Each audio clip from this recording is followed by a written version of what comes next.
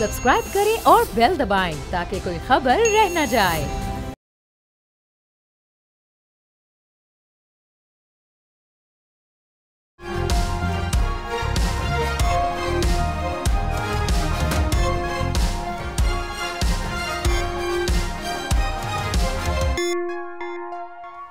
बिस्मिल्लाहिर्रहमानिर्रहीम, अस्सलाम वालेकुम। आप देख रहे हैं प्रोग्राम तब्दीली और मैं हूं जवाद कमाल। नाज़रीन, प्रोग्राम में आज हम पहले बात करेंगे एक अहम तरीन केस की जिसका फैसला 13 जनवरी को सुनाया जाएगा। 190 मिलियन पाउंड केस के हवाले से 13 जनवरी को फैसला सामने आएगा और कहा जा रहा है कि बानी पीटीआई की मुस्तकबिल इस फैसले पर मुनहसर है, क्योंकि ये वो वाहिद केस है जिसका ट्रायल 1 साल चला और ये वो पहला केस है जिसमें बानी पीटीआई की गिरफ्तारी अमल में लाई गई थी। इस केस के हवाले से पाकिस्तान तहरीक इंसाफ के जो रहनुमा है वो तो मुसलसल ये कह रहे हैं कि केस में कुछ भी नहीं है, लेकिन केस में बहुत कुछ है। और पाकिस्तान मुस्लिम लीग नून, पाकिस्तान पीपल्स पार्टी और जो भी इत्तेहादी जमातें हैं उनका ये मौक़िफ़ सामने आ रहा है कि अगर केस में कुछ भी नहीं है तो पाकिस्तान तहरीक इंसाफ के रहनुमाओं की चीखें आखिर क्यों निकल रही हैं। 4 जजेस तब्दील किए गए और अब इस वक्त नासिर जावेद राना साहब हैं जो पीर को इस केस का फैसला सुनाएंगे। इसके अलावा जो खबरें सामने आई, जो इस केस के हवाले से जो हक़ाइक़ सामने आए, जो इल्ज़ामात लगे, प्रोसिक्यूशन ने इस बात को साबित किया कि 458 किनाल अराज़ी जो थी वो अल-क़ादिर यूनिवर्सिटी के उस वक्त हासिल की गई जब उसका वजूद ही नहीं था, और वो रकम जो रियासत पाकिस्तान में मुंतकिल होना थी बरतानिया के मुंजमद अकाउंट से, वो एक मुख्तस अकाउंट के ज़रिए पाकिस्तान मुंतकिल करवाई गई, जिससे रियासत को 171 मिलियन का नुकसान हुआ।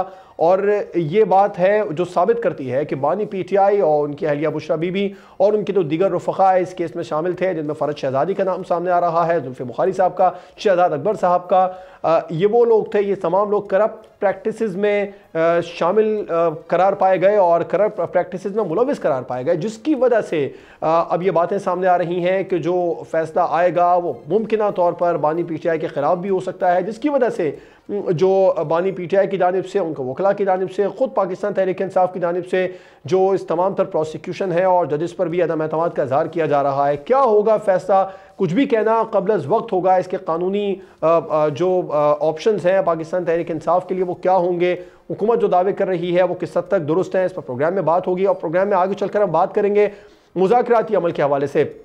ख्वाजा आसिफ साहब ने एक बात आज बिल्कुल वाज़ेह और क्लियर कर दी कि जो पाकिस्तान तहरीक इंसाफ के हमारे दोस्त हैं, जो रहनुमा हैं, जो स्टेटमेंट दे रहे हैं कि बानी पीटीआई को बनीगाला मुंतकिल करने की ऑफ़र की गई है, ऐसा कुछ भी नहीं है। किसी किस्म की कोई ऑफ़र नहीं की गई है बानी पीटीआई को बनीगाला मुंतकिल करने की या कहीं भी मुंतकिल करने की। और उन्होंने ये भी कह दिया कि अगर पाकिस्तान में सियासी इस्तेहकाम आ जाए, सियासी अमन कायम हो जाए तो हम खुद कफ़ील हो जाएंगे। ये इतना मुमकिन, इतनी जल्दी हो सकेगा इस वक्त जो पाकिस्तान तहरीक इंसाफ एहतजाजी सियासत अपनाए हुए है। और प्रोग्राम में आगे चलकर हम बात मौलाना फजलुर रहमान साहब की नाराज़गी की भी करेंगे। वो एक बार फिर मदारिस रजिस्ट्रेशन के हवाले से काफ़ी ज़्यादा नाराज़ नज़र आए। आज उन्होंने कहा कि मेरी शिकवे शिकायतों के साथ हैं जो इस तमाम तर सूरत हाल में समझौता कर लेते हैं। गवर्नर खैबर पख्तूनख्वा भी खैबर पख्तूनख्वा में अमन कायम न होने पर खासे बरहम नजर आए। सूबाई हुकूमत को उन्होंने जिम्मेदार करार दिया। इन तमाम तर मौज़ूआत को प्रोग्राम में डिस्कस करेंगे। हमें ज्वाइन किया है पाकिस्तान पीपल्स पार्टी से रज़ा हारून साहब हमारे साथ मौजूद है। सर, आपका बहुत शुक्रिया प्रोग्राम में अपना कीमती वक्त देने के लिए। माहिर कानून राधा खालिद साहब भी हमें ज्वाइन कर रहे हैं प्रोग्राम में। राधा साहब, आपका भी बहुत शुक्रिया। और पाकिस्तान मुस्लिम लीग नून से इख्तियार वली साहब भी प्रोग्राम में हमारे साथ मौजूद होंगे। राधा साहब, आपसे आगाज़ करना चाहूँगा। पहले ये जो कानूनी मामला है 190 मिलियन पाउंड केस के हवाले से जो फैसला सामने आना है, इसमें पाकिस्तान तहरीक इंसाफ का मौक़िफ़ जो है वो हक़ाइक़ से कितना बरक्स है? जी, तहरीक इंसाफ का जो मौक़िफ़ है उसकी तरदीद या तस्दीक वो तो खुद ही कर सकते हैं, या जो कोई पॉलिटिकल पार्टी है वही कर सकती है, उसे रिवर्ट कर सकती है। लेकिन जो मैंने केस देखा, जो इसके फैक्ट्स को देखा, जो इसका बैकग्राउंड है, वो आपके इल्म में भी है कि जो साबिक वज़ीर आज़म हैं इमरान खान नियाज़ी साहब, उन्होंने शहजाद अकबर के साथ मिलकर फंड्स की वापसी से मुतल्लिक केस को खुफिया एजेंडे पे रखा है। नहीं, that was not part of the agenda at that time. यानी कैबिनेट में एजेंडे का हिस्सा नहीं था। और फिर वफाकी जो कैबिनेट थी उससे कहा गया कि इसकी आप मुझे अप्रूवल दें, ये इस जो बंद एनवेलप है तो इसे आप अप्रूव करें, जो भी समरी है या जो भी इसमें लेटर है या जो भी था इशू, तो इसे आप अप्रूव करें। तो उस वक्त भी आपको आपके इल्म में है कि बहुत सारे जो फेडरल मिनिस्टर्स थे उन्होंने बाद में भी कहा कि हमें दिखाया नहीं गया, और कुछ ने एहतजाज भी किया। उन्होंने कहा जी कि हमें बताया जाए इसमें क्या है, लेकिन चूंकि इमरान खान साहब जो बानी पीटीआई हैं, तो उनके सामने शायद हर एक को बोलने की या ज्यादा एहतजाज करने की जरूरत नहीं थी, और सब ने फिर इसी पे चुप साध ली कि ठीक है जी, खान साहब अगर कहते हैं तो कोई इम्पोर्टेंट बात ही होगी, और उसकी सैंक्शन दे दी, उसकी अप्रूवल दे दी। अब देखें कि बाद में पता ये चला कि सुप्रीम कोर्ट ऑफ पाकिस्तान ने जो मलिक रियाज साहब को फाइन किया था, और जो पाकिस्तान को की रकम थी वहां पे इंग्लैंड में 190 मिलियन पाउंड, तो वो बजाय इसके कि सुप्रीम कोर्ट के अकाउंट में ट्रांसफर होती, वो ट्रांसफर कर दी गई बंद लिफाफे में सैंक्शन लेके गवर्नमेंट के अकाउंट में। चूंकि वो जो फाइन था, यानी वो जो रकम थी जो पाकिस्तान को जानी चाहिए थी, जो पाकिस्तान की सुप्रीम कोर्ट को जानी चाहिए थी, वो उन्होंने गवर्नमेंट को भिजवा दी, गवर्नमेंट के अकाउंट में दाखिल कर दी। इस तरह वो जो उनके खिलाफ जो फाइन था वो अपनी जगह पे एग्जिस्ट करता रहा।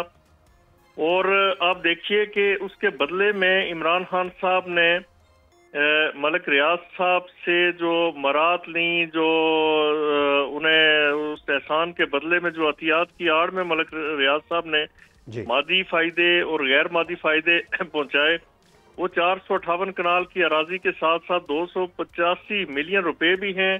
अल कादर यूनिवर्सिटी ट्रस्ट को 285 मिलियन रुपीस दिए गए, जिसमें मुलजम जो इमरान खान न्याजी साहब तरीक मुलजमा हैं, बुशरा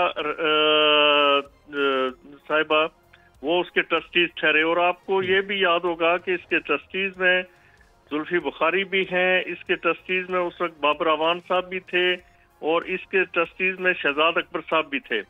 अब आप देखिए कि शहजाद अकबर साहब जो हैं वो इंचार्ज वजीर होने के नाते उन्होंने बजाय इसके कि ये एक नैब का केस बनता था, करप्शन हुई थी, नेशनल क्राइम एजेंसी जो है इंग्लैंड की एक इन्वेस्टिगेटिंग एजेंसी, तो उसने प्रोब करते हुए ये बताया कि पाकिस्तान की या किसी फॉरेन कंट्री की ये अमाउंट यहाँ पे पड़ी है। तो वो उन्होंने तो दयानतदारी से काम लिया, लेकिन आगे हमारी बददियानती देखें कि उसे किसी और मद में एडजस्ट करवा के तो बेल आउट कर दिया गया मलिक रियाज साहब को, यानी बेनिफिशियरी वो भी हैं इसके। अब इसके अगर सबूत की बात की जाए तो आप ये देखिए कि यानी जो प्राइम मिनिस्टर हैं उन्होंने काबीना के इजलास में ये पेश किया, वहां से अप्रूवल ली, मिनट्स और काबीना का फैसला मौजूद है। बैरिया टाउन से एहतियात का जो अमल है और बैंक में भारी रकूम की जो मुंतकिली है, जमीन की इमारत और आलात वगैरह, ये सारी चीजें साबित हैं। एनसीए और एआरयू की प्रेस रिलीज वहां पे मौजूद हैं। जो वजीर इंचार्ज हैं हुकूमत के, जो उस वक्त शहजाद अकबर साहब थे, और एआरयू उनके कंट्रोल में था। और वजीर आजम का जो बयान है उस वक्त के वो भी कनेक्ट करता है शहजाद अकबर साहब को भी, और उनकी जो प्राइवेट है वो साबित करती है। से भी आपसे आगे चलकर बात करूंगा रजा हारून साहब की तरफ। ख्वाजा आसिफ साहब ने आज कहा कि सियासी अमन अगर पाकिस्तान में कायम हो जाए तो हम खुद कफील हो जाएंगे। इतना जल्दी मुस्तकबिल करीब में आपको नजर आ रहा है, ये हो सकता है? ये स्टेटमेंट बिल्कुल ठीक है जमात भाई कि सियासी इस्तेहकाम किसी भी मुल्क के लिए, खासतौर पे हमारे पाकिस्तान के लिए, जहां बहुत सारे इश्यूज हैं, बहुत सारे कॉन्फ्लिक्ट्स हैं, पॉलिटिकल कॉन्फ्लिक्ट्स हैं, पोलराइजेशन है, सेक्टेरियन कॉन्फ्लिक्ट्स हैं। अभी आप बॉर्डर पे देख रहे हैं हमारे पारा चनार के अंदर, कुर्रम एजेंसी के अंदर किस तरीके से इंसर्जेंसी है, टेररिज्म है। फिर आपका दीगर बॉर्डर जो हैं वो बलूचिस्तान के अंदर जो हालात है। जब मुल्क में ये तमाम हालात होते हैं, बहुत सारी फॉल्ट लाइन्स और कॉन्फ्लिक्ट्स होती हैं जो कि सेक्टेरियन भी हैं, टेररिज्म भी हो रहा है, इंसर्जेंसी भी है, दीगर ममालिक के जो हैं वो एजेंट्स यहाँ काम कर रहे हैं। तो ऐसे में माशी इस्तेहकाम मुल्क में इन्वेस्टमेंट आना, माशी इस्तेहकाम आना बहुत मुश्किल काम होता है। तो जहां तक स्टेटमेंट की बात है, ये तो एक कुल्लिया है, स्टेटमेंट तो उनका दुरुस्त है। साहब मेरा आपसे सवाल ये था, मुस्तकबिल करीब में आपको मुमकिन होता नजर आ रहा है जो उस वक्त पीटीआई और हुकूमत के दरमियान चल रहा है? जी मैं पुरुमीद हूँ, होता है नहीं होता ये तो मुझे मेरे वो दोस्त करके देंगे ना, जो 15 अफराद बैठे हुए, 8 हुकूमत के और 7 गालिबन जो है हमारे पीटीआई के दोस्त हैं, या 7 ये 15 अफराद, ये हमारी कौम की नजरें हैं ना इनकी तरफ। अगर ये 15 अफराद वहां बैठ के किसने रिहा होना है, किसने कमीशन बनना है, अगर इनका इतना नैरो माइंडेड अप्रोच है, अगर इतना नैरो एजेंडा है उस हमारे नेशनल लेवल की एक फोरम का, तो फिर इससे काम कैसे आएगा? हमें तो उस फोरम के ऊपर चार्टर ऑफ डेमोक्रेसी करना है, हमें तो उस फोरम के ऊपर चार्टर ऑफ रिकंसिलिएशन करना है। एक फोरम है जिसमें सारी नेशनल पार्टीज के लीडर्स बैठ गए, वहां चार्टर ऑफ इकोनॉमी करें भाई। ये तो एक पूरा party specific, person specific agenda है ना। इससे आगे बढ़ के बात करेंगे, साथ इस्तेकाम आएगा मेरे भाई। ठीक। इख्तियार वली साहब, आपको क्या लगता है जो मौक़िफ़ सामने आया पाकिस्तान तहरीक इंसाफ के मुतादिद रहनुमाओं का, कि उन्हें ऐसा लगता है कि जो मुज़ाकराती अमल, डायलॉग प्रोसेस इस वक्त जारी है, इसका जो तीसरा दौर होगा वो मुमकिन तौर पर आखिरी हो सकता है क्योंकि हुकूमत संजीदा नहीं है, ऐसा है? बहुत शुक्रिया भाई। ऐसा है कि ये कहना तो कबल अज़ वक्त होगा कि ये आखिरी दौर होगा, लेकिन चीज़ें जो है तो वो सिमटती हुई नज़र आ रही हैं। सबसे पहले तो ये बात थी कि हमें इस बात का भी देखना था और ये भी चेक करना था कि जो कमेटी के मेंबरान हैं उनके पास कुल कितना इख्तियार है। अगर दो बातें, वो बातें इनसे कुछ ज़्यादा तो हमने मांगा ही नहीं, और हुकूमत क्या इनसे मांगेगी। तो इतनी ही बात थी कि यार जो दो मुतालबे आपके हैं वो लिख कर दे दें। अब ये कोई मोहल्ले की मासियों की लड़ाई तो नहीं है ना कि दो मासियों की लड़ाई होगी तो तीसरी मासी के घर में उसका कोई राजीनामा हो रहा है मोहल्ले में गले की नुकड़ पे। तो इस तरह तो नहीं है। ये तो जहाँ पे आप बैठते हैं ये कौमी असम्बली है, और जहाँ पे आप बैठते हैं जिसकी मेजबानी जो कर रहा है वो स्पीकर कौमी असम्बली है, और उन्होंने आप चीज को बाकायदा मीटिंग उसके बनते हैं, सारी चीजें रिकॉर्ड पे लानी होती है कि कल को फिर इन्होंने हमारी बात नहीं सुनी। One by one facts and figure, चूंकि इनका माजी ऐसे रहा है कि ये चीजों से फिर मुकर भी जाते हैं, ये यू टर्न भी ले लेते हैं। तो उन चीजों को मलहूज़े खातिर रखते हुए इनसे सिर्फ ये छोटा सा मुतालिबा किया था कि कैदियों की असीरों की रिहाई है वो, और जुडिशल कमीशन का मुतालिबा है। अगर इसके अलावा आपका कोई और मुतालिबा है तो आप ये लिख लें। इतनी सी बात थी, तो इनके पास वो इख्तियार भी नहीं था। फिर ये कहते हैं कि हमारी मुलाकात नहीं कराई जाती। परसों इमरान खान साहब की मुलाकात का दिन था, एक बंदा नहीं किया। तो भाई जाओ, कोई बंदा पूछ के ही मिल के ही आओ, और इतनी सारी चीजें हैं। तो मैं तो खुद एक सियासी कारकुन की हैसियत से मैं तो बड़ा ऑप्टिमिस्टिक रहता हूँ कि जमहूरी लोग जो होते हैं, जो सियासी लीडर होते हैं, उनके दिल सीने बहुत चौड़े होते हैं, उनकी विजन बहुत दूर तक होती है, और वो जब चीजों को जोड़ने पर आते हैं तो टूटे हुए शीशे को भी जोड़ देते हैं, इतने माहिर होते हैं। लेकिन अगर बात अब उसी की आती है ना कि पीटीआई की जो इनका तर्ज तकल्लुम, तर्ज तखातुब और तर्ज सियासत है, वो सियासी बहुत कम ही कभी महसूस हुआ कि वो पॉलिटिकल है। तो लेकिन इख्तियार साहब, जो जिन दो मुतालिबात की पाकिस्तान तहरीक इंसाफ बात कर रही है, चले फर्ज कीजिए वो मुलाकात के बाद अगर लिख कर दे भी देते हैं, तो क्या वो एक्सेप्टेबल होंगे हुकूमत के लिए? ना मेरा है और ना आपका है। उसके लिए कमेटी बन चुकी है दोनों तरफ से, जिसमें पीपल्स पार्टी, मुस्लिम लीग नून और पीटीआई बैठी हुई है। ये वो डिसाइड कर लें तो ज्यादा बेहतर। अगर हम यहाँ टीवी टॉक शो पर बैठ के डिसाइड कर लें तो फिर उनका तो काम ही खत्म हो गया। लेकिन मैं ऑप्टिमिस्टिक हूँ। आपकी राय क्या है इस हवाले से? आपको क्या लगता है वो जो दो मुतालिबात सामने आ रहे हैं, जिनका आप बार बार जिक्र भी कर रहे हैं, वो काबिल अमल है हुकूमत के लिए? मेरी जाती राय मैं यही आपको देने लगा था कि जब सियासी क़यादत अपनी अनाव को अपने पैरों तले कुचल कर मेज पर बैठते हैं तो बहुत बड़े से बड़े मसले जो हैं तो उनका छोटा और बिल्कुल ठीक है, बड़े से बड़े मसले। रजा हारून साहब, आपको लग रहा है जो तातुल है इस वक्त मुज़ाकराती अमल में आ चुका है, उस तातुल की वजह क्या है? पाकिस्तान तहरीक इंसाफ के बानी के जो उनका ट्विटर हैंडल आजकल ट्वीट कर रहा है, वो भी आपने यकीनी तौर पर देखे होंगे, या फिर हुकूमत की जानिब से जो तो तेज़ बयानात सामने आ रहे हैं, चाहे वो ख्वाजा आसिफ साहब हो या दीगर हुकूमती रहनुमा, अता तारर साहब भी पीछे नहीं है इसमें। तो क्या आपको लग रहा है दोनों तरफ से ही मुज़ाकराती अमल में तातुल के हरबे आजमाए जा रहे हैं, अगर मैं गलत नहीं हूं तो? देखिए, एक बात को समझने की कोशिश करें। हम लोग बहुत जल्दी बहुत ज्यादा खुशफहमी का शिकार ना हो जाए ना। अभी माजी में ही तकरीबन 1.5-2 साल से ये पार्टियां एक दूसरे की गर्दन के पीछे थी ना। ऐसे ऐसे बयानात आ रहे थे कि वल्ला अगर आप वो बयानात दिखा के देंगे तो पोलराइज थे, एक ईस्ट में था तो एक वेस्ट में था, इस तरह के बयान थे, एक दूसरे की लीडरशिप के खिलाफ जाती किस्म के हमले हो रहे थे, हर चीज हो रही थी ना।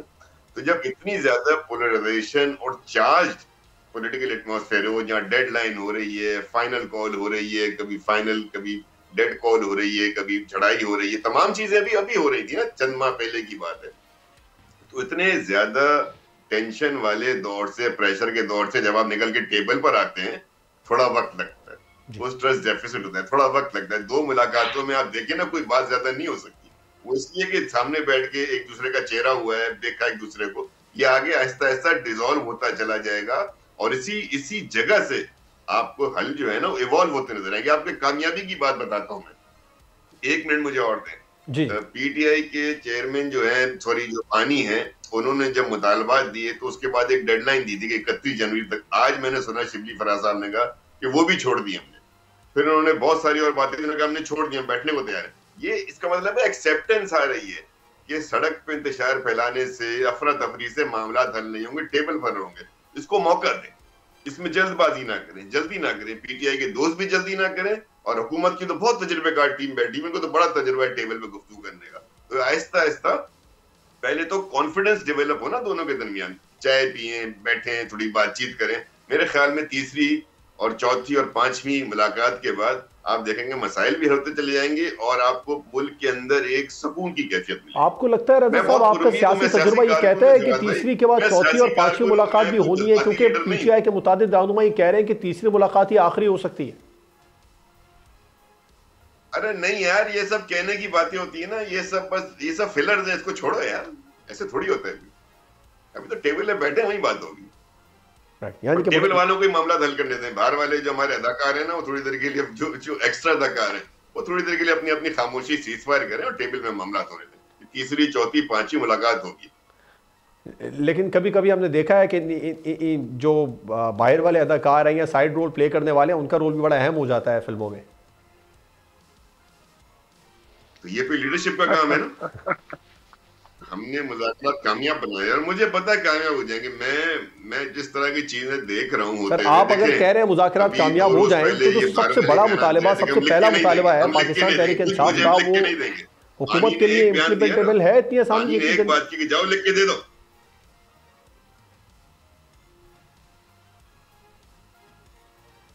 रज़ा साहब आप कह रहे हैं कि आपको लगता है, आपके तजुर्बा ये कह रहा है कि मुज़ाकरात कामयाब हो जाएंगे, तो हुकूमत के लिए तो पहला मुतालिबा पाकिस्तान तहरीक इंसाफ का सामने आ रहा है, वही मुतालिबा क्या आपको लगता है ये एक्सेप्टेबल होगा या उस पर अमल हो सकता है इतनी जल्दी, इतनी आसानी से? कौन सा पहला मुतालिबा? बानी पीटीआई की रिहाई। नहीं, ये तो हमें पता ही नहीं ना, मुतालिबा तो मना कर दिया, मुतालिबा ही नहीं हमारा। ये तो आप गुफ्तगू फरमा रहे हैं ना जवाद भाई, हम ना करें ना ये चीजें। दो मुतालिबे पहले सामने आ रहे हैं। या दीगर जो अस्कीरान है, एक बात मेरी सुन लें।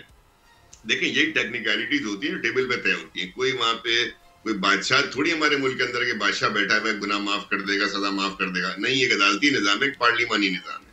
जब ये लिस्टें आएंगी, यकीनन वो लिस्टें देंगे ना, तो किस नौयत का केस है, किस अदालत में, वो अदालत से ही रिहाई होंगी। लेकिन उसका एक प्रोसीजर तय होगा, प्रोसिक्यूशन के अंदर नरमी तय होगी, तमाम। लेकिन ये टेबल पर होंगी मेरे भाई, ये ख्वाहिशात का इजहार बाहर बैठ के करने से नहीं होगा। यानी कि आप ये समझते हैं तातुल का शिकार नहीं है मुज़ाकरात, ये सिलसिला आगे बढ़ेगा?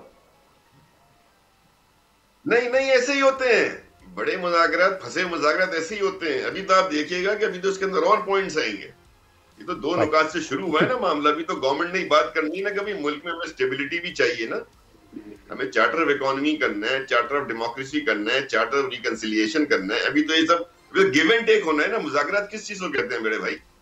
इस चीज को थोड़ी कहते हैं कि आप बस मांगते जाए हम देते जाए, वो तो गिव एंड टेक होना है। अभी क्या होना है डायलॉग का प्रोसेस। मेरी रिक्वेस्ट होगी, इख्तियार भाई यहाँ बैठे हुए हैं, शौकत यूसुफ भाई बैठे हैं, हम सब पॉलिटिकल वर्कर हैं, कि यार पार्टी स्पेसिफिक और पर्सनल स्पेसिफिक के अलावा कोई नेशनल लेवल के आइटम लेकर आओ ना इस एजेंडा के अंदर, कोई कौमी इश्यूज भी रिजॉल्व हो। ठीक, बिल्कुल ठीक है। आप नेशनल डायलॉग की बात करें यकीनी तौर पर। राजा साहब, कानूनी ऑप्शन जरा 190 मिलियन पेज के हवाले से अगर आप बता दें, पाकिस्तान तहरीक इंसाफ के खिलाफ ये केस आ जाता है, बानी पीटीआई के खिलाफ इसका फैसला आ जाता है, तो फिर आप क्या समझते हैं पीटीआई के पास कानूनी ऑप्शंस क्या होंगे? पीटीआई इस जजमेंट के खिलाफ अगर उन्हें कन्विक्शन हो जाती है, उन्हें सजा हो जाती है, तो उसे असील कर सकते हैं before the Islamabad high court. ये ऑप्शन मौजूद है और इस्लामाबाद हाई कोर्ट का जो भी फैसला आता है उसके खिलाफ ईदर पार्टी, कोई भी एक पार्टी वो सुप्रीम कोर्ट जा सकती है। ये लीगल ऑप्शन है। ठीक है। और डायलॉग प्रोसेस के अंदर जो पहला मुतालबा, जो दो मुतालबात सामने आ रहे हैं, जो हम तक पहुंच रहे हैं मीडिया तक, बानी पीटीआई की रिहाई और जो दो कमीशन बनाने की बातें पाकिस्तान तहरीक इंसाफ के रहनुमाओं की जानिब से सामने आई हैं, उमर अयूब साहब के मुताबिक हमने स्टेटमेंट भी इस हवाले से देखे, कह रहे हैं हमारे तो पहला मुतालबा हमारा बानी पीटीआई की रिहाई, दूसरा 9 मई और 26 नवंबर के हवाले से कमीशन बने। ये इतना मुमकिन है कानूनी तौर पर, क्योंकि ये मामले तो कानूनी है दोनों?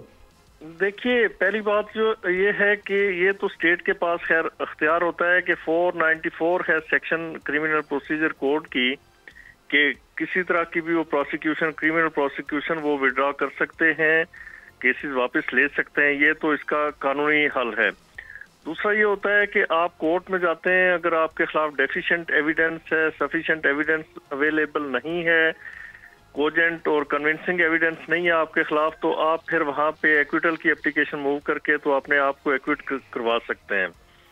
अब लीगल ऑप्शंस तो ये हैं, लेकिन मैं समझता हूँ कि इस तरह तो नहीं हो सकता कि किसी मायदे की बुनियाद पे आप बिल्कुल लोगों को वेव ऑफ करें, उन्हें माफ कर दें और प्रोसिक्यूशन विड्रॉ कर दें। ये तो मुनासिब नहीं है। ये तो एनआरओ के मुतरादिफ है, और एनआरओ बदनाम ज़माना कानून था, जिसने मैं समझता हूँ कि पाकिस्तान की कानून की और अखलाकी बुनियादों की चूल्हें हिला दी, कि अगर कोई छोटा चोर, अगर कोई माइनर सी वो साइकिल चोरी या आटा चोरी या किसी भी माइनर ऑफेंस में इन्वॉल्व है, तो उसके लिए तो सजा है, उसके लिए तो कानून बड़ा सख्त है।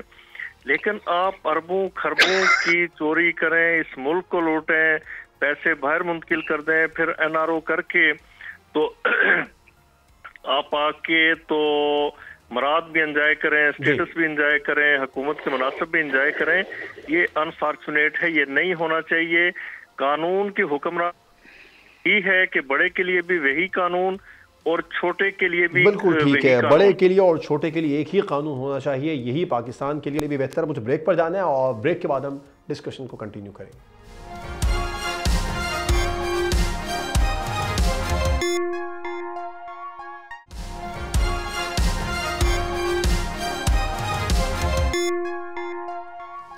ब्रेक के बाद एक बार फिर से खुशामदीद। फजलुर रहमान साहब हुकूमत से काफ़ी ज़्यादा नाराज़ नज़र आ रहे हैं मदारिस रजिस्ट्रेशन के मामले पर। कराची में आज उन्होंने मीडिया से गुफ्तगू भी की और अपनी नाराज़गी का इजहार भी किया, सियासतदानों से काफ़ी शिकवे शिकायत भी किए। इस पर प्रोग्राम में बात कर रहे थे। इख्तियार वली साहब, क्या मामला है मदारिस रजिस्ट्रेशन का? इस मामले को आगे क्यों नहीं बढ़ाया जा रहा है? और मौलाना फजलुर रहमान साहब की नाराज़गी क्या हुकूमत अफोर्ड कर सकेगी? नहीं यार जवाद भाई, ये पहले भी मैं आपके शो में मैंने ये बात की थी, आपके चैनल पर ही की थी, कि मौलाना साहब का और हमारा जो है बड़ा मोहब्बत का रिश्ता है, और उसमें ये छोटी मोटी जो शिकायतें, हिकायतें, ये गिले, ये शिकवे, इसको सीरियस ना ले, ये हल हो जाएंगे। दूसरा उनका मसला जो है वो हल हो गया। हाँ, एक प्रोसीजर होता है जिससे गुजरना होता है, हो जाएगा वो सारा काम। तो उसमें मौलाना साहब के वो नहीं है कि वो कोई खुदा ना खास्ता वो ऐसे नाराज हो जाएंगे कि उनके रास्ते अलग हो जाएंगे। इख्तियार साहब, लेकिन इस मोहब्बत के रिश्ते में ये छोटी मोटी चीजें अब बल्कि बहुत ज्यादा होने लग गई हैं। मोहब्बत जहाँ बढ़ती जाती है वहाँ शिकायतें और हिकायतें भी बढ़ती हैं। अगर आपको इनका कभी अलर्जी भी हो जाती है सर, कभी अलर्जी भी हो जाती है। आप कहीं मोहब्बत करके देख ले, मोहब्बतों में अलर्जी नहीं होती, सिर्फ शिकायतें होती है। रजा साहब, आप मुत्तफिक है मौलाना फजलुर रहमान साहब की नाराजगी हुकूमत के लिए थोड़ा हुकूमत को मुश्किल में भी डाल सकती है? और आपको क्या लगता है इस मामले को तब पेचीदा क्यों बना दिया गया? जहाँ तक मेरा नॉलेज है, मैं बीच में शायद कुछ मिस कर गया हूँ, जो उनकी ख्वाहिश थी उस हिसाब से तो ऑर्डिनेंस आ गया था, और ऑर्डिनेंस के बाद खुशी का इजहार भी किया था। अब लेटेस्ट मुझे नहीं पता उनकी क्या रिजर्वेशन है, लेकिन सूबे जो है मामलों पर, सूबे वफाक से कानून पास हो गया, सूबे इस मामले को आगे नहीं बढ़ा रहे हैं, कानून साजी नहीं कर रहे।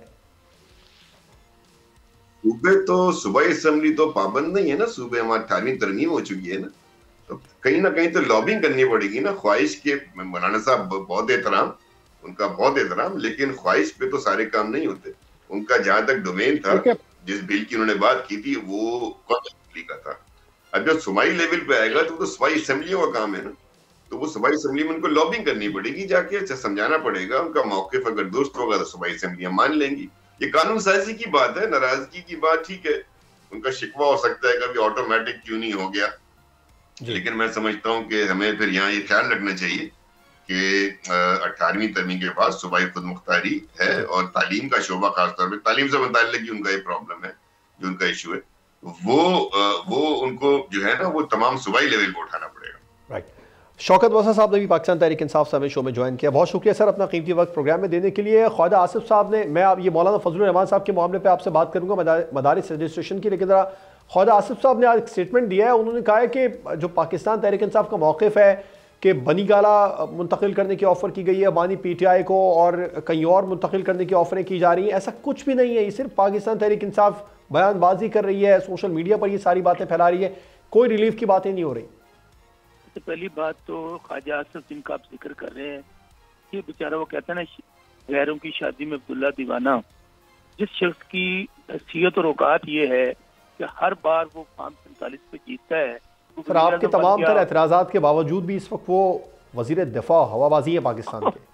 देखिए मेरी बात सुने, 1 साल पहले एक यहाँ पर केयर टेकर सेटअप था, आपको याद होगा। जी जी। इनकी हैसियत उनसे बढ़कर नहीं है, और उस वक्त भी आइन और कानून टूट गया था। इस वक्त पाकिस्तान में कौन सा कानून है? इन बेचारों को ये नहीं समझ आ रही कि हमने बयानिया बनाना है।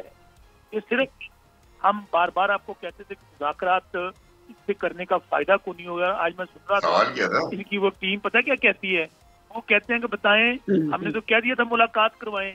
अगर जिसकी हैसियत ये नहीं है कि मुलाकात करवा सकें, वो वहाँ पर इख्तियार वली साहब अब से कुछ देर पहले कह रहे थे कि मुलाकात का वक्त था, परसों मुलाकात का दिन भी था, आप लोगों में से कोई गया ही नहीं मिलने के लिए। आप एक काम करें, इन्हें कहें कि 1 करोड़ रुपया लगा दें खान साहब से मुलाकात करने के लिए पब्लिक का, तो वो रश नहीं टूटेगा।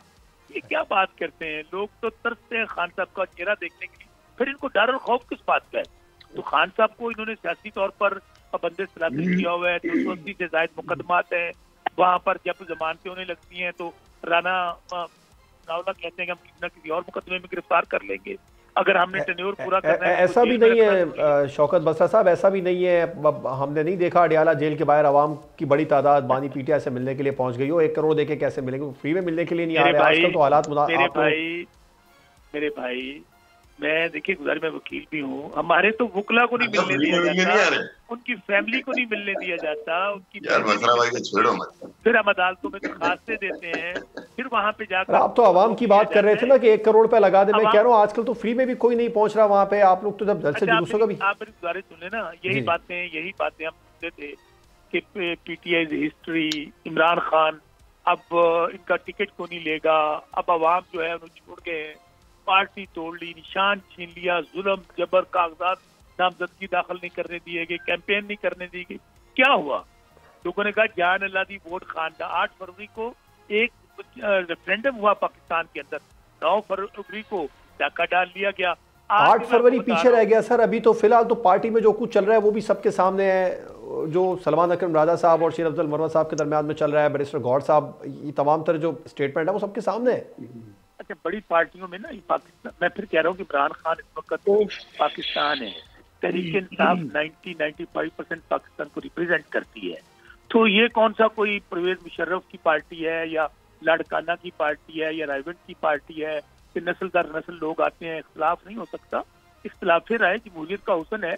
और बाकी मैं समझता हूँ कि आज भी इमरान खान बसा साहब माजरत के साथ दीगर मेहमान भी वेट कर रहे हैं, लेकिन ये आप कह रहे हैं नस्ल लोग नहीं आएंगे, लेकिन पार्टी खानदान के अंदर ही है। अलीमा खान साहिबा के पास ही इस वक्त पार्टी, कुछ फोन कॉल भी सामने आ रहे हैं, नहीं तो बुशरा बीबी के पास।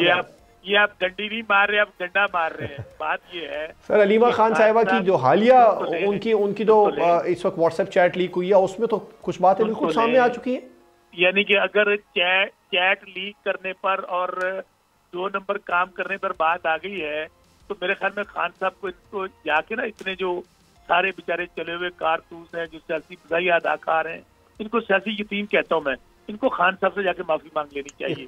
ठीक है आपका, मैं फिर कह रहा हूँ, सुनेगी फिक्रा, अलीमा खान वो बहन अगर अपने भाई के लिए जद्दोजहद कर रही है, बुशरा बीबी अगर अपने खामद के लिए जद्दोजहद कर रहे हैं, तो मुझे बताइए भाई ये कौन सी मौरूसियत आ गई? क्या बताएं किसी के पास पार्टी होता हो, किसी पार्टी को उनका बहन, उनकी मिसेज किसी के पास पार्टी ऑफिस हो? Absolutely not. इसलिए ठीक है मेरे भाई आज भी पूरे पाकिस्तान में सिर्फ तहरीक इंसाफ है। अगर कोई शक है तो इन्हें कहें कि कोई इलेक्शन करवा के देख ले, इन्हें कहें छोड़ देना। इख्तियार वली साहब को शक है तो वो शक दूर करने के लिए बसरा साहब ऑप्शन दे रहे हैं। वो तो ये भी कह रहे हैं कि आपने अभी जिक्र किया था कि मुलाकात करने के लिए नहीं पहुंचे, कह रहे हैं 1 करोड़ रुपया लगा दे, देखिए कैसा रश लग जाता है। ये असल में सारे ये टिकट बेचने वाली कम्युनिटी है ना, सिनेमा पर टिकटें बेचने वाले ये और इस तरह के काम करने वाले, इनको शो लगाने का बड़ा शौक होता है। और बसरा साहब जो है अल्लाह इनको खुश रखे, मैं गुज़श्ता साल 1.5 से सुन रहा हूँ इनके पास यही स्टीरियोटाइप सीडी है। ये जिस शो में आते हैं, जब भी आते हैं, इनकी सारी बयान, सारी स्टेटमेंट वो मुझे ज़ुबानी याद हो चुकी है कि अब इसके बाद ये बोलेंगे, अब ये बोलेंगे, ये बोलेंगे। इनको नहीं पता, ये कहते हैं कि मोरूसी पार्टी नहीं है और फलां नहीं है, दिमकान नहीं है। वही अलीमा खान अपने पैसों के लिए लड़ रही है, बुशरा बीबी अपने माल के लिए लड़ रही है, इमरान खान अपनी माल के लिए लड़ रहा है, अपने पैसों के लिए लड़ रहा है। 190 मिलियन पाउंड, वो सैकड़ों कनाल अराजी, अलकदर ट्रस्ट की ज़मीनें, ये उसका बेनिफिशियरी बनना, मलिक रियाज का, क्या बात करते हो यार, क्या चीज़ें हैं। गड़ियाँ उठाई है, तोशा खाने से बाजार में बेचती हैं, और आप कहते हैं कि वो पता नहीं किसी जामे मस्जिद का वो खतीब है। कमाल करते हो यार, इतना कम से कम बोला करें, झूठ के बंदा सुन सके अगला। आप कहते हैं कि फार्म 47 ये वो, ये ढकोसले खत्म। आप RTS का करना बैठता तो आपकी हुकूमत ही ना बनती, जनरल बाजवा ना होता तो आपका वजीर आजम ही ना बनता, फैज हमीद ना होता तो 4.5 साल आपकी हुकूमत ना बनती, फैज हमीद की बाकियात ना होते तो खैबर पख्तूनख्वा में। चले सर ये तो रहने दें, फिर बसरा साहब भी इस पर बहुत ज्यादा एतराज़ात और बहुत ज्यादा नाम लेना शुरू कर देंगे, इसको यहीं पे रहने देते हैं। रजा हारून साहब, मतलब गवर्नर खैबर पख्तूनख्वा फैसल करीम कुंडी KP हुकूमत के पीछे हाथ धो के ही पड़ गए हैं, आपकी जमात से उनका ताल्लुक भी है। आप अभी कह रहे हैं कि ये छोटे छोटे फिलर्स हैं, लेकिन अब तो ये छोटे फिलर नहीं है, गवर्नर है एक सूबे के, उन्होंने फिर से ये कह दिया कि खैबर पख्तूनख्वा हुकूमत मुकम्मल तौर पर नाकाम है और खैबर पख्तूनख्वा में अमन कायम करने के लिए वफाक को और फौज को मदाखलत करना पड़ेगी। जो खैबर पख्तूनख्वा की सूरत हाल है, जो दहशतगर्दी इंसर्जेंसी के वाकयात वहाँ हो रहे हैं, जिस तरह बॉर्डर्स पे, दोनों बॉर्डर्स पे, जो खैबर पख्तूनख्वा के 2 बॉर्डर्स लगते हैं 2 मुल्क के दरमियान, दोनों जगह जो है मामला ठीक नहीं है। और सूबाई हुकूमत आपने देखा कि वो अपनी बुनियादी जिम्मेदारी लॉ एंड ऑर्डर की छोड़ के वो इस्लामाबाद पे चढ़ाई गई थी जब खुर्रम में वाकयात हो रहे थे। तो ये तो बात बिल्कुल ठीक है कि जो KP की सूबाई हुकूमत है वो इंतहाई नाअहल, इनकॉम्पिटेंट है, और ना वहाँ कोई प्रोजेक्ट्स आपको नजर आ रहे हैं, ना वहाँ आप देखें टीचर मुजाहरे कर रहे हैं, बल्दियाती नुमाइंदे मुजाहरे कर रहे हैं, वहाँ कोई काम नहीं हो रहा, मामलाते हुकूमत वहाँ रुक सा गया है, फौज का बटन दब गया। तो गवर्नर KP जो है उनकी ये बुनियादी जिम्मेदारी है, वो आईनी सरबराह है सूबे के, क्योंकि लेकिन मुंतखब नहीं है, लेकिन आईनी सरबराह सूबे के हैं, तो वो अपने जब कंसर्न्स रेज करते हैं तो फौज को सीरियस लेना चाहिए। इसमें तो कोई दो राय नहीं कि KP जो है परफॉर्मेंस इस वक्त पंजाब में हो रही है या सिंध में हो रही है। बिल्कुल ठीक है। आप JUI के जनरल सेक्रेटरी असलम गौरी साहब ने भी हमें ज्वाइन किया है। आपका बहुत शुक्रिया असलम गौरी साहब, प्रोग्राम में अपना कीमती वक्त देने के लिए। मदारिस रजिस्ट्रेशन के मामले पर बहुत ज़्यादा आपकी जमात आज नाराज़ नजर आई। मौलाना फजलुर रहमान साहब ने आज भी काफ़ी शिकवे शिकायत किए, लेकिन हुकूमती रहनुमाओं के ये मौक़िफ़ सामने आ रहे हैं कि मामला इतना ज़्यादा पेचीदा नहीं है, हल तलब है। अब क्या रुकावट सामने आ रही है सूबाई सतह पर? रखल इनको हुकूमत को जब वफाक में एक बन जाता है, कानून बन जाता है वफाक में, तो उसके बाद सूबों में वो उस कानून को ऑटोमेटिकली सूबों में उसको बना देना चाहिए, इनको असेंबली से पास कर लेना चाहिए। लेकिन अभी तक इस पर डिले हो रहा है, अभी तक इन्होंने कुछ भी नहीं किया है। और मैं समझता हूँ ये डिले जो है फिर खदशात किसी और तरफ चले जाते हैं, और एक तरफ तो हमें ये कहा जाता है कि आप रजिस्ट्रेशन नहीं कराना चाहते हैं, और एक तरफ हमें ये कहते हैं ये कार्य में आना चाहते हैं। और अब तो पिछले कुछ दिनों से हम ऑडिट के लिए भी तैयार हैं, कौमी धारे में आने के लिए भी तैयार हैं। अब चलो कम से कम इनकी इस लेट करने से या डिले करने से कौम को एक चेहरा तो नजर आया कि मदारस का असल चेहरा क्या है। तो अब तक तो यही कहा जा रहा था कि मदारस चाहते नहीं है रजिस्ट्रेशन हो, तो हम तो भाई रजिस्ट्रेशन चाहते हैं। अब ये है कि जो हो गया है वफाक में जो पास किया है कानून, वो असम्बलियों से यह पास करे ताकि हम अपने मराहल को पूरे करें। लेकिन असलम गौरी साहब, रजा हारून साहब आपसे कुछ देर पहले कह रहे थे कि सूबाई सतह पर तो आप लोगों को लॉबी करना पड़ेगी, वहाँ पर 18वीं तरमीम के बाद में सूबाई खुद मुख्तारी है, ये मामला इस तरीके से हल होगा? मेरा ख्याल ये देखें, हमने वफाक में जो नहीं है वो बिल हुकूमत पाकिस्तान का है और हुकूमत पाकिस्तान बिल को प्रोसेस कराएगी, हम नहीं कराएंगे। राइट, हुकूमत पाकिस्तान ये कहना कि ये कोई हमें इस सिलसिले में लॉबिंग करनी है या कुछ करना है, तो हुकूमत पाकिस्तान जो है उसका बिल है, उसको ही चाहिए। इसको आगे आपको वफाकी हुकूमत से उम्मीद है वो खैबर पख्तूनख्वा में या बलूचिस्तान में या सिंध हुकूमत से दरख्वास्त करेगी? पंजाब में तो चले वफाकी हुकूमत की अपनी हुकूमत भी है रूलिंग पार्टी की, तो आपको लगता है उनसे उम्मीद है कि वो इन सबको कहेंगे? रजा साहब आपका पॉइंट भी चाहूंगा जरा। सिंध में हुकूमत में शामिल नहीं है क्या? वो सिंध की हुकूमत में, वो सिंध की हुकूमत आसिफ अली जरदारी साहब पाकिस्तान के प्रेसिडेंट जरूर है, लेकिन बरवला बिलावल भुट्टो साहब ने इस बात का इजहार किया, स्टेटमेंट दिया कि हम वफाकी हुकूमत का हिस्सा नहीं है। खैर सदर पाकिस्तान ने दस्तखत किया है ना, वो तो है या नहीं है? जरदारी साहब तो है कि नहीं है? वो उनको भी नहीं मानते बिलावल साहब। ये बात नहीं करें, बात सीधी सी है। रजा हारून साहब का पॉइंट ले लेते हैं। रजा साहब नहीं, मेरा गौरी साहब सही फरमा रहे हैं। मैं सिर्फ ये कह रहा हूं कि जो कानून पास हुआ था ऑर्डिनेंस की शक्ल में, उसका दायरा इख्तियार विफाक है, यानी कि इस्लामाबाद की रीजन है। अब जो ये बात कर रहे हैं, जो उनकी डिमांड है, वो सूबाई सतह पर होना है। अच्छा, 4 मुख्तलिफ सूबाई असम्बलियां हैं, उन मुख्तलिफ असम्बलियों में वो कानून जाएगा, उस कानून पर डिबेट होगी, लॉबी होगी ना। ऐसा तो नहीं होगा कि क्योंकि ऐसा कोई ऑटोमेटिक तरीकेकार नहीं है कि एक कानून कौमी असम्बली में पास हो गया, उसकी जुरिसडिक्शन ऑटोमेटिकली तालीम के शोबे में खासतौर पर सूबे में चली जाएगी, क्योंकि डिवॉल्व सब्जेक्ट है। इसकी कानून साजी सूबाई में होनी है, जरूरी नहीं है वैसी ही हो जैसी विफाक में हुई है, तब्दीली हो सकती है। तो यहाँ लॉबिंग की जरूरत पड़ेगी, उस कानून साजी का ड्राफ्ट बनेगा, हर सूबे का अलग अलग ड्राफ्ट बनेगा, ऑटोमेटिक इसमें कोई चीज। ठीक, राइट। असलम गौरी साहब, मुख्तसर एक मैं आपका जवाब चाहूंगा, प्रोग्राम का वक्त बिल्कुल खत्म हो चुका है। अब अगर वफाकी हुकूमत सूबों को नहीं कहती और सूबों को कहने के बावजूद भी आप लोगों को खुद से लॉबिंग करना पड़े, तो फिर JUI का मौक़िफ़ क्या होगा इस पर? आप लोग लॉबिंग करेंगे या फिर कुछ इस पर एक्शन लेंगे? देखिए, हम असेंबलियों में देखें, लॉबिंग वहाँ होती है, लॉबिंग वहाँ होती है जब असेंबली में मौजूद हो। हम पंजाब की असेंबली में नहीं है, हम सिंध की असेंबली में नहीं है, तो वहाँ दूसरे तरीके अख्तियार करेंगे, जो तरीके होते हैं अवामी तौर पे, जो आवाम का दबाव होता है, आवाम का प्रेशर होता है। तो है ना, आप मुलाकात तो कर सकते हैं ना वहाँ पर?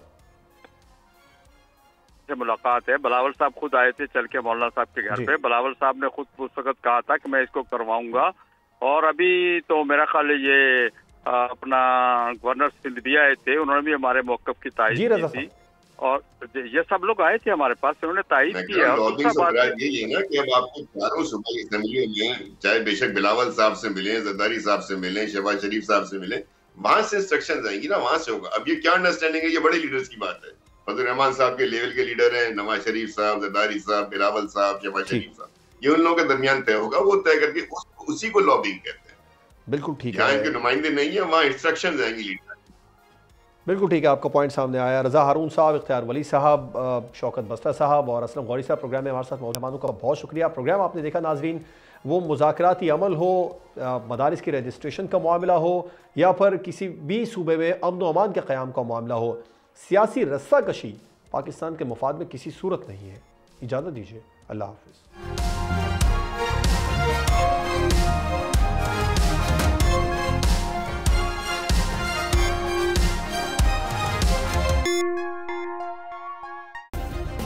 सब्सक्राइब करें और बेल दबाएं ताकि कोई खबर रह न जाए।